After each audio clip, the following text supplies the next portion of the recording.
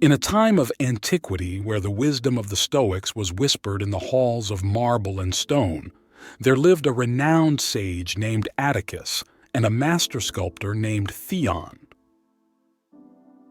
Atticus was admired throughout the land for his serenity and insight into the nature of existence, while Theon was celebrated for his ability to carve life itself into the cold, unyielding marble. One sun-drenched afternoon, as Theon chiseled away at his latest creation, a figure of a youth poised to release a dove into the sky, Atticus passed by his workshop. Pausing to admire the work, the sage struck up a conversation with the sculptor. "The grace of this figure is truly remarkable, Theon. It seems almost ready to breathe and step away from its marble confines," Atticus remarked. Theon, with a furrowed brow, set down his tools and wiped the sweat from his brow. "Thank you, Atticus. Yet I sometimes wonder what is the point of my toil. This youth, though seemingly full of life, will never breathe, never fly, and like all things it will erode and crumble. What is the point of creating, of living, if all is to be lost to time?" Atticus, stroking his gray beard thoughtfully, responded, "Theon, your hands bring beauty into being, and through it you offer a piece of yourself to the world. Come, let us sit, and I shall tell you a tale that might illuminate the shadows of your doubt." Click subscribe to this channel to get more profound Stoic wisdom. They sat on a pair of worn stones in the shade of an olive tree, and Atticus began his story. There was once a king who feared death greatly. He summoned philosophers from across the land seeking a path to immortality. Many came and went, offering potions and spells, but none could quell the king's fear. One day, a Stoic philosopher named Callias entered the court. He was neither richly dressed nor eloquent in flattery, but his eyes held a depth that none could deny. When the king demanded of him the secret to eternal life, Callias replied simply, "Your Majesty, to seek immortality is to grasp at the wind. What is born must die, but let us not speak of the end of things. Instead, let us speak of the now, for it is all we truly have." The king, intrigued and somewhat irritated, challenged Callias. "If life is so fleeting, why do anything at all? Why seek justice, build cities, or create art?" Callias responded, "It is not the duration of one's existence that gives life meaning, but the quality of one's actions and the virtues one embodies. We build, we love, we learn, not for the sake of immortality, but because these acts are expressions of our true nature. We are part of a larger whole, a tapestry of existence, and our threads, however brief, are integral to its beauty." The king, pensive and unsatisfied, declared, "You speak in riddles, philosopher. Show me a sign of this truth or leave my presence forever." Callias asked for a day to provide the king with his sign. The following dawn, he returned to the palace with a simple earthen pot filled with soil and a single acorn. He planted the acorn in the pot and said, "This acorn will grow into a mighty oak, not in your lifetime, nor in mine, but its growth will serve as a testament to the value of the present action for the future it shapes." The king observed the pot each day, though he remained skeptical. Seasons passed, and a sapling broke through the soil, stretching toward the sky. Over time, the king found himself caring for the tree, ensuring it received water and sunlight. Though he never saw it reach its full majesty, the once fearful ruler found peace in his care for the tree, realizing the Stoics' wisdom, that the act of nurturing life was a reward in and of itself. Atticus paused, allowing the tale to settle over Theon like the gentle evening light. "You see, Theon, your sculptures, though they may not breathe, inspire breath in those who behold them. They are your acorns, planted in the hearts and minds of others, growing into oaks of inspiration and reflection. Theon nodded slowly, the seed of understanding taking root within him.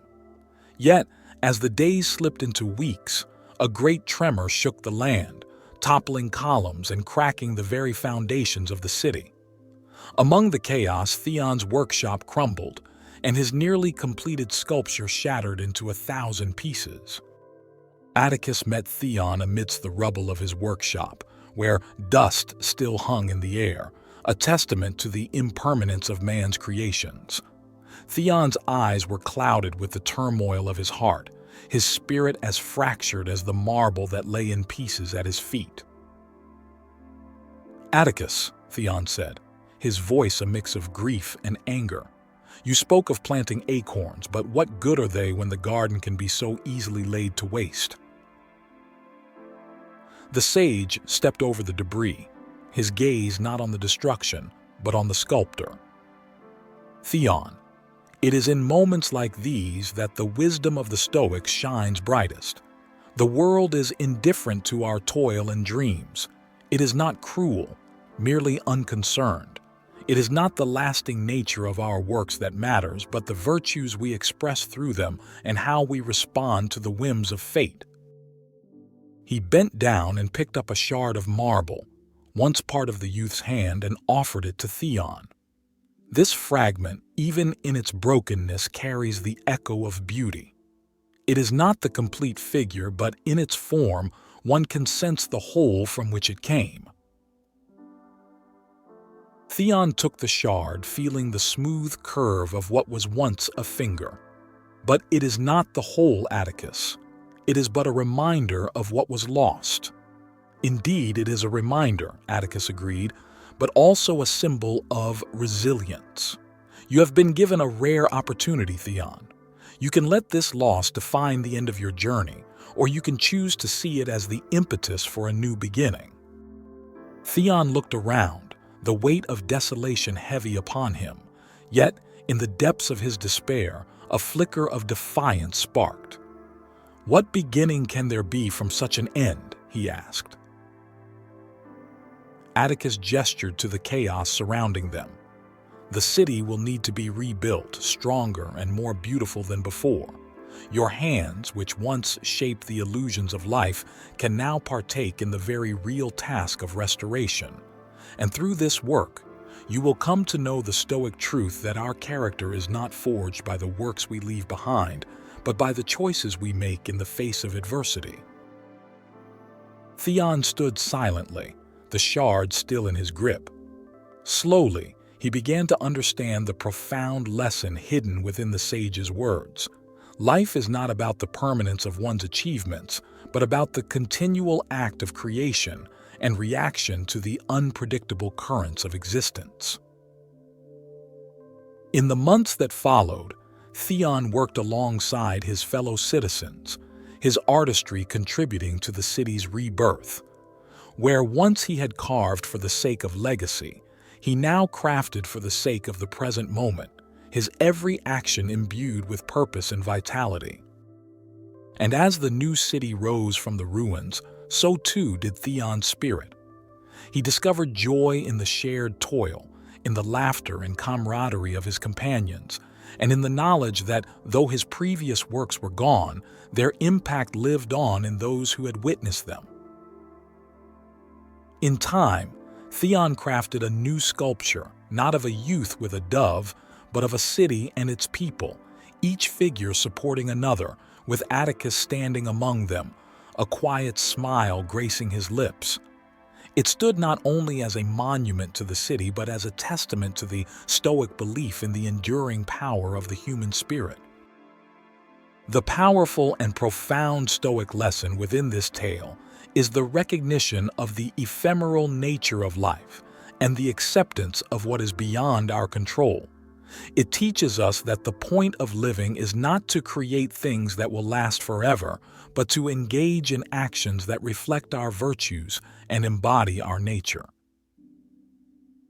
The true measure of our life is not found in the permanence of our creations, but in the quality of our actions, the cultivation of resilience, and the impact we have on the lives of others. It is in this process that we find meaning, and through this understanding we learn to cherish the present and face the impermanence of life with equanimity and grace.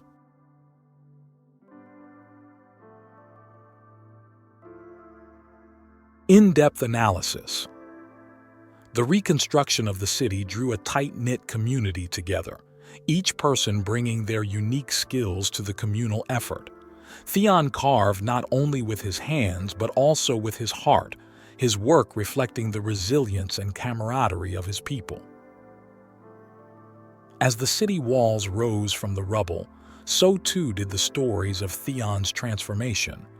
And as the new city was unveiled, a gathering was held in the central square where Theon's new sculpture stood as a symbol of the collective spirit. Theon, who once sought permanence in his work, now saw the true impact of his craft, the ability to inspire and bring people together. The sculpture was more than marble. It was a reminder of the city's journey from destruction to rebirth. One evening, as the sky painted hues of orange and pink, Atticus visited Theon at the site of the sculpture. The sage looked at the figures, each supporting the other, and nodded in approval. "Theon," Atticus began, "your work has always been remarkable, but this piece, it transcends even the finest of your past creations. It captures something ineffable, the essence of what it means to be part of a community, of something greater than oneself." Theon, who had found contentment in his new understanding, replied, "Atticus, it was your wisdom that guided me. I once believed that my work's value lay in its longevity, but I see now that its true value is in the moment it creates, the emotions it evokes, the thoughts it provokes, and the unity it fosters." Atticus smiled. "You have learned much, Theon, and this lesson is not just for you, but for all. Life's beauty lies in its transience, in our shared experiences, and in the knowledge that we are but a part of a larger, ever-changing tapestry." As the celebration continued into the night, Theon and Atticus stood side by side, watching the people of the city. Laughter and music filled the air, and children played around the sculpture, their innocent joy a clear sign of the city's bright future. Years passed, and Theon's sculpture weathered with time. Yet, instead of despairing over the inevitable erosion, Theon maintained the piece with care, each repair a reminder of the ongoing journey and the lessons learned. Then, one fateful day, as all stories must, Theon's own chapter came to a close. The city mourned the loss of their beloved sculptor, but they found comfort in the legacy he left behind, not of stone, but of enduring Stoic wisdom. In the years to follow, the sculpture became a place of reflection for travelers and citizens alike. It served not only as a reminder of the city's past trials, but as a beacon of the enduring human spirit. And so, Theon's journey came full circle. The sculptor who once sought to defy time through his creations had become a timeless figure himself, not through the marble that bore his chisel's mark, but through the wisdom he shared and the lives he touched. In the second part of our tale, we find the Stoic lesson that true value lies not in the permanence of our external creations, but in the internal virtues we cultivate and express through our actions. Theon's story teaches us that our response to adversity, our willingness to participate in the collective struggle, and our ability to find joy and meaning in the present moment are the true markers of a life well lived. This Stoic insight encourages us to focus on what we can control, our virtues, choices, and actions, and to find peace in the transient beauty of existence. By embracing the present and contributing to the well-being of others, we weave our thread into the grand tapestry of life, leaving an imprint that endures far beyond our physical presence.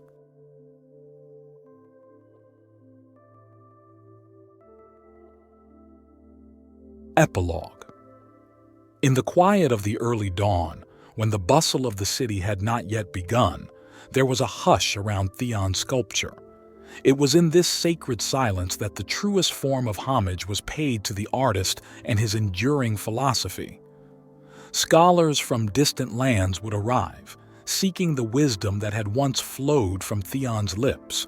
They found it not just in the curves and lines of his creation, but in the very air that circulated through the city's streets, now heavy with the weight of legacy. Theon's students, who had become artisans in their own right, continued their mentor's teachings. They shared stories of Theon's journey, his struggles and revelations, ensuring that the lessons he learned were not confined to the past but lived on, vibrant and dynamic. One such student, Lyra, stood before a group of children, Theon's sculpture casting a long shadow in the morning light. Theon taught us that what we create in this world is not meant to stand against time, but to stand within it, embracing its ebb and flow, she explained. Our creations are not just objects, but vessels for our values, our connections, and our humanity. As the sun rose higher, the city awoke to its daily rhythm. Merchants opened their stalls, heralding the day's trade with calls that mingled with the laughter of children at play. And yet, in every corner of the city, in every exchanged glance and shared toil, Theon's philosophy endured. His sculpture, once a beacon of hope in a time of despair, had become a symbol of the city's identity. It was a focal point where people gathered not only to remember the past, but to celebrate the present and look forward to the future. Theon's approach to life, his stoic embrace of the present moment, had seeped into the city's very foundations. It was evident in the way the citizens approached their lives, valuing each fleeting moment, each shared experience, more than any material possession. As the years turned to decades and the sculpture faced the relentless test of time, the city itself became a living sculpture, a testament to the principles Theon held dear. Its beauty lay not in the permanence of its edifices, but in the resilience, compassion, and communal spirit of its inhabitants. And on the anniversary of Theon's passing, the city would fall into a reverent silence. Then, as the first light of dawn touched the sculpture's worn surface, a single note from a flute would rise, soon joined by a chorus of voices. The song they sang was an ode to Theon, to life's impermanence, and to the beauty of the present. It was a song of gratitude for the wisdom that had been passed down, for the moments that, though fleeting, were filled with meaning. In this way, Theon's legacy was not a static image carved in stone, but a living tradition that flowed through the generations like a river of collective consciousness, ever-changing, ever-enduring. And so, the story of Theon the sculptor ended, but the lessons of his life, like the waters of that metaphorical river, carried on, shaping the landscape, touching all who came to drink from its banks, and reminding the world that the truest form of art is the art of living well.